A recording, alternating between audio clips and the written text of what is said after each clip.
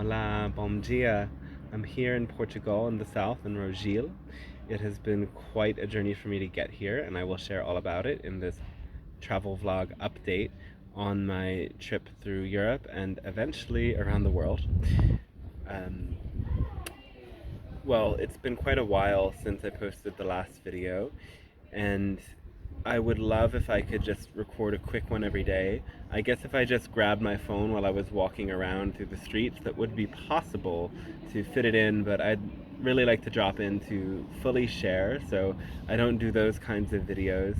And truthfully, as I'm kind of traveling and staying with people, oftentimes the days just go by like living with them on their schedule, getting pulled into things, and wow. So since I've arrived in Portugal, I've been keeping up a lot more, and actually the channeling live stream is happening tomorrow. That's another topic though.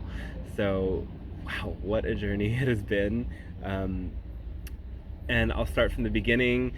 Since the last video I made about 3 weeks ago in Iceland, up into this point in Portugal, with a surprise stopover in London that actually ended up being quite fun. So wow, Denmark is where I started the journey, and actually Bashiani, who you might know from the channeling live streams, invited me there, and it was an incredible time co-creating some cacao ceremonies and channelings there. The channeling videos are going to be posted pretty soon, so stay tuned. I've just edited them so that I can upload them, and when I get back and connect to the internet, they'll start uploading, and I'll send them to you soon. Anyway, Denmark, I was in Copenhagen, and if you don't know, I realize maybe some people aren't so familiar with all the geography. First of all, look it up. I won't go that deeply into it, but it's the first part of Scandinavia and the northernmost part of continental Europe. There's many islands in Denmark, part in the wind, and Copenhagen is situated on one of the biggest islands there. It was colonizing country, and still a very powerful place in some ways. I'm not so much about the sightseeing, even though it is nice to go around and see the different buildings as you walk through. You can appreciate the feel of the city, but I'm more about the interesting community events and spaces. And first of all, I started off right into the cacao ceremonies, and they were such a really amazing group of people that came together. Some people that I know that are in Denmark, and mostly friends of Bashiani who came together. And it's just been reminding me, as I've been doing these events in person, that there's such an importance in gathering together in person. The online events are also powerful and transformative, though we need that community feel, and that adds such a deeper layer to it that I found really touching. There was such a feeling of love in the air, and there's a touching quality, I think, about the Scandinavian areas that I love to admire just now. There's a softness and a subtlety and a sensitivity that I feel these people have, where so many more cultures can be abrupt or rude and just kind of pushy. There is more of this soft, mellow, nurturing energy that predominates there, I would say. At least within the spiritual communities. There is the other side of Scandinavia that feels strict and harsh and restrictive, and I went to Copenhagen for 6 years ago. I didn't do, or maybe it was even 7 at this point, 2016, so that's 6 actually. And I had done a Reiki course and cacao ceremonies in Sweden, and it was right across the bridge. I was in Lund. Lund then is one of the closest cities to that crossover into Denmark. There's a bridge that goes over. So I wanted to check out Copenhagen, and not many of my friends from there weren't there at the time, so I was staying with a friend of a friend who is mostly not there, and I went out and explored by myself, and I found it really hard to meet people. I was wondering what's up with that, and people were telling me even there that, oh yeah, well, when you go out in the city here, unless you're with people, it's kind of hard to start up conversations with strangers. So I started to, well, yeah, that made it challenging. But then once I knew people, and then especially people who were there seeing my offering and getting to experience it and meet me through that, then a lot of connections opened up. And I did make other friends around the world that were in Denmark. So then them all manifesting in the same place, it was wonderful. It was a really flowing time, and there were so many invites for me to stay here and stay there, and I had actually not planned so that I would stay there for so long, because the time before, I didn't feel like the portal opened for me and really welcomed me into the right spaces. But this time it was so different. And then I actually have just decided to go back and do another event there and go to a fairy gathering there and just enjoy time connecting with the queer fairy community and the friends that are there, as the travel I'm doing really is, at this point, guided through the connections and bridges that open with friends along the way. And I wanted to go so many other places, but I recognized that importance of continuing to cultivate the connections when the bridges are open, as that was something that I learned just traveling in the past. For example, on this trip I went to Peru in 2019, people had invited me all over the world. They said, come to Iceland, come to Japan, come to Italy, and it was just too much to choose from. I actually carved my own path and went back to the States and met new friends and reconnected with some and tried to set up a healing practice there and be grounded. But then COVID happened, and I recognized then in retrospect, hindsight 2020, that just because opportunities open doesn't mean they'll always be there. They were saying, come to Japan or Iceland now. And of course, Iceland, I still got to go, and it was beautiful and magical, but some of these other bridges might not flow as easily now that the world has changed, and don't appear to be flowing as easily. And that's also what inspired me to keep going on this trip all the way around the world. As at first, when this idea birthed in me, I was like, I'll go to Europe because I already have connections there and I know it'll be a beautiful flowing summer, and then I'll come back to Mexico. But then when I got an invitation to come to Australia, and I was like, well, and the tickets included, so I don't have to pay all the way there. And it was like, well, why not? If this is presenting itself, take the opportunity when it arises. And now that I'm in more of that understanding, things are seeming to flow a lot better now. But of course, I think there's a lot of other subtle energies at work here. And mind you, back when I was traveling all those years ago initially, I actually didn't use smartphones. I just connected on Wi-Fi with my tablet or my computer wherever I would go along, and that added to the difficulty level. So I'm glad that I got over whatever my thing was with smartphones, as there is some of the spiritual community, have this tendency, and my former self had the tendency to fear all of the magnetic fields of the phones and the phone connected to that network or whatever is going to send this bad 4G, 5G energy into me. I don't have a 5G phone, actually. I almost wish I did, because that's how things work now.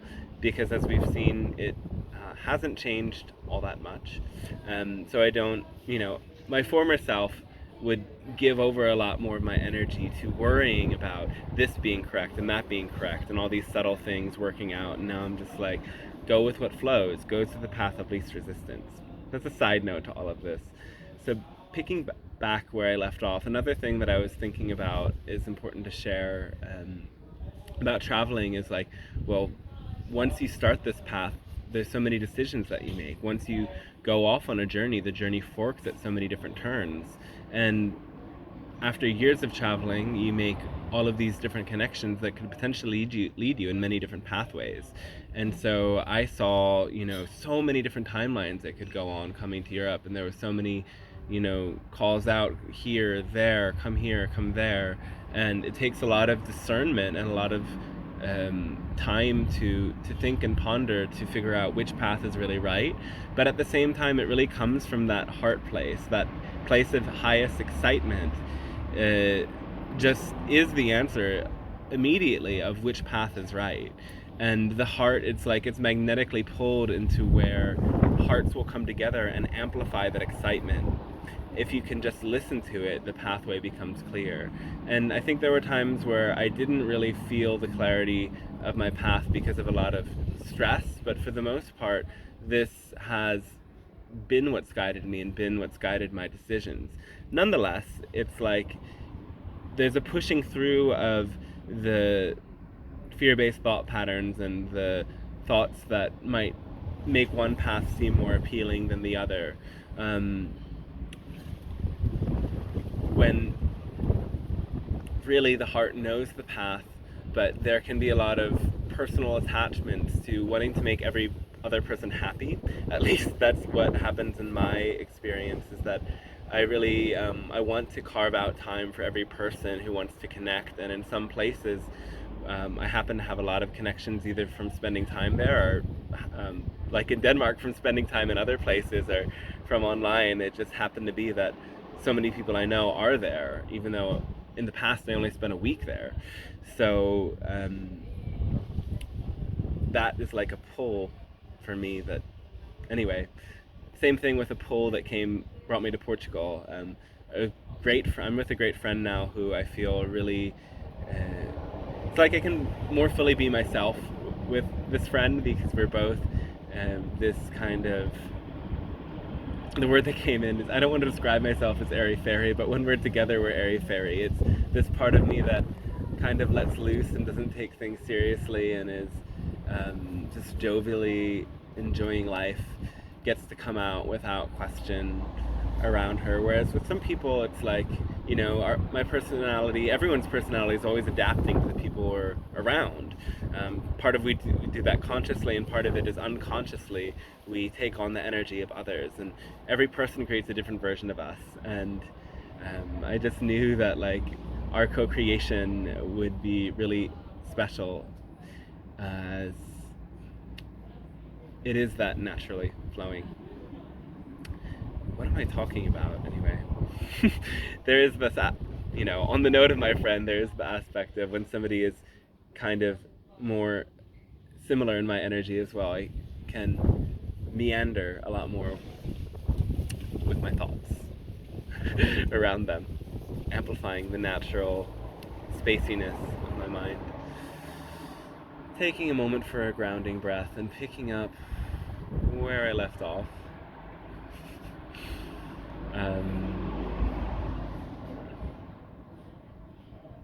And the travels, there was also then enjoying this other side of Denmark beyond the time and the ceremonies. We did a medicine healing ceremony in the forest there, and forest by the beach, and it was really special to connect with that land. Feels like there's something ancestral that awakens for me being in lands that my ancestors might have walked on. Given that I've done an ancestry test that had 12% of my DNA is Norwegian, which is kind of also very much connected to Denmark. German as well. It's all kind of blends together, I feel. All of these lands feel like there's something familiar at some level, and who knows if that's because I'm just telling myself in my head that, oh yeah, this is my ancestral land, or what it is. But I do feel a softness to the land and interesting connection. And there's also in Copenhagen, there's this place called Christiania, that is a free city. It's technically outside of the European Union. So they claim, or at least that's their claim, that's what they're stating.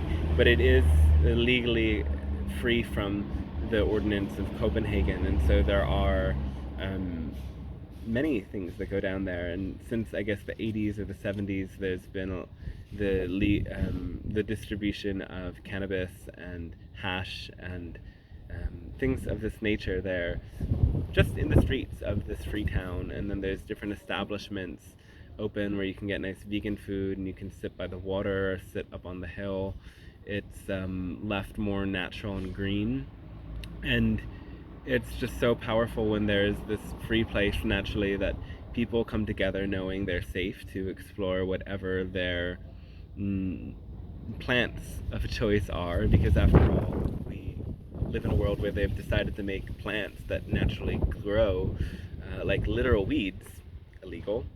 And even though it's not completely legal in Denmark, it must suck for the rest of Denmark, but in a way I think it creates a beneficial thing in somewhere like Copenhagen, where because of that there exists this nest that is a totally different energy from anywhere else in the city. Because I must say, even though I met cool connections, the place itself isn't the most alternative free spirit feeling, but there is that spot, Christiania, that is. So walking through other parts of town, it's beautiful, it's interesting, it's nice to explore. There's really interesting old cemeteries there, and stones with runes carved in them. And feels like there's a lot to explore, and it is a place that I may continue to explore, after all, because I am going back. Though, yeah, I'm just touched by that experience anyway. And so from then I went to Sweden for a couple of days, and I've been there before. I was visiting an old friend. Again, I taught workshops there some years ago, and I had intended to stay there longer, but I did get sucked into Copenhagen, so it was only a short stay, but I wanted to say hi in case I didn't make my way back, but I will. And that was more of like a rest and restore day for me, and really nice to be in nature there. So I then flew from Copenhagen to Lisbon, and on the way I got stuck in London. It was the hottest day. It was a heat wave. It was like 100 degrees or 40 degrees Celsius, and it melted a lot of the tarmac at Heathrow Airport, or Gatwick Airport, because it usually doesn't get that hot there. I'm sorry guys, I feel like the wind is really bad right now. I'm asking the wind spirits to chill out and understand that I'm trying to transmit something, but I'm not sure if they're getting it. So yeah, I had 2 hours to make this connection, and because they couldn't move around on the ground there, the jetty, to get off of the plane onto the terminal, we waited there for an hour, and then I waited even another half hour for the bags, and then I couldn't get on to the next connecting flight, and there's no more desks to help you in the London airport, and they didn't answer on the phone. I had to like figure out how to put credit on one of these call apps and call them, and luckily a friend responded, and somebody I hadn't seen in 8 years. I went to stay at his apartment. They're fairies, radical, powerful, magical queers, and we did some well, it was just really nice to have a place to stay and not be stuck in the airport. And the next night we actually went to a drum circle, and there was prayers for Ukraine from a Ukrainian woman at the drum circle, and it was a really beautiful, powerful moment, and really nice to drop in with another place that I haven't been in so long. Actually, this is a story for another time, but one time I had a trip to the UK that I didn't get in, and for a while I thought I would never go back because I didn't want to risk the annoying problem of being sent back on a bus, but that's another story. So it was interesting that I was there again, but London is just really busy and really dirty and really it has the same energy of like a tense built up nervous system. Like, places have nervous systems, and when you enter a place, your body adapts to that. And every place I go, I feel like the shift in my energy. And Scandinavia actually brings me to feel very calm. But then London, it just reminded me of the States again. And on top of that, I was on this like adrenaline from everything that was happening. But I could also feel it in the natural field of that place, that there's more stress and tension. And as much as it was cool to see friends again, and I thought at first I couldn't get on a flight again until Saturday when I tried to rebook because there were so many complications with the airline. And then, well, I surrendered to it. Like, cool, I'm gonna have some time in England. But then it took, I figured out I could get on to a flight the next day, which I took because it just felt right to keep going. So I landed in Lisbon. I stayed with friends there. They were recording their mastermind class, so I couldn't be there in the day, and I which is good in a way. I would have gotten sucked into just chilling with them, which is also really fun and important to catch up and meet new people. But I went out and explored town. I made a connection there that was sweet. There's still a lot to see there. I was very tired, but Portugal is an interesting place. It has this Mediterranean feel I've only experienced once before in Cyprus, but this kind of Mediterranean Southern Europe region tends to have a lot of similar environments, I guess. The more dry, yet warm and bushy kind of area. And it honestly reminds me a lot of Mexico, even though, you know, I was doing Duolingo Portuguese for a while. I didn't know if I would end up here in Brazil, but I want to learn another language. And Portuguese is most similar to Spanish. It's very similar. But actually in Lisbon, people didn't like that I spoke Spanish to them. They were just switch to English. Be like, no, don't speak Spanish, we speak English. That's a little different more in the countryside where people have been speaking Portuguese and sticking with Portuguese. And I was just telling the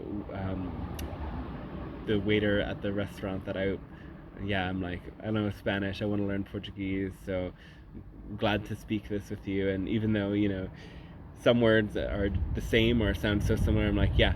And some then he says other things to me where I'm like, see? Yeah, there's a lot of interesting sounds and zhuzhes and zhizz in Portuguese, and I kind of like the sound of it a lot. It feels very relaxed. It gave me a bit of a culture shock, actually, even though, you know, still in the European Union made something happen in my mind that, oh yeah, maybe places are more similar. Well, not necessarily true. I don't know why I thought it would be similar. I thought it would still be Europe, but yes, it does remind me more of Latin America in some ways, in that relaxed feel to the energy and the slow feel and the laid back feel. And yeah, there's other aspects of the culture that are definitely similar, and yeah, Portugal is a place I knew very little about, so it's nice to immerse myself in this energy. But beyond those days in Lisbon, I've just been here chilling and getting back down to some more practical matters these past couple of days, which has been a bit stressful. So I'm recording this video from that point of feeling just a bit stressed out. But now that I've made done the things I need to do and made some plans for the next step, I'm feeling like more excited and relaxed again, and just excited to as well now have some time where I'm less on the move in Portugal, hopefully. I am going back to Lisbon for a couple of days and then coming back down here, and my friend has different things arranged for us, and we're going to be doing some events soon, so it will be busy, but I think Portugal will feel a little bit more relaxed. In a way, I'm honestly excited to move beyond Europe, where I will be kind of alone and independent as well. There's an inkling for that in me, even though I'm here and set to co-create and enjoy the flow of relations and community. There's a tiring energy to it, and I also recognize the need for being more alone and focused on oneself and one's own work as a need that's important and good to honor, but that will have its time and space. Even though now, yes, I will be able to focus more on channeling and doing some practical making the channeling, making new content rather, and spreading more of it, and doing the admin things, which I guess no one really needs to know about in the videos. So I'm gonna stop now because it's kind of a long one. If you made it to the end, I know that you're interested, and that you care, and that this is great, or a good journey for you. Sorry, tripping over my words, blah blah blah.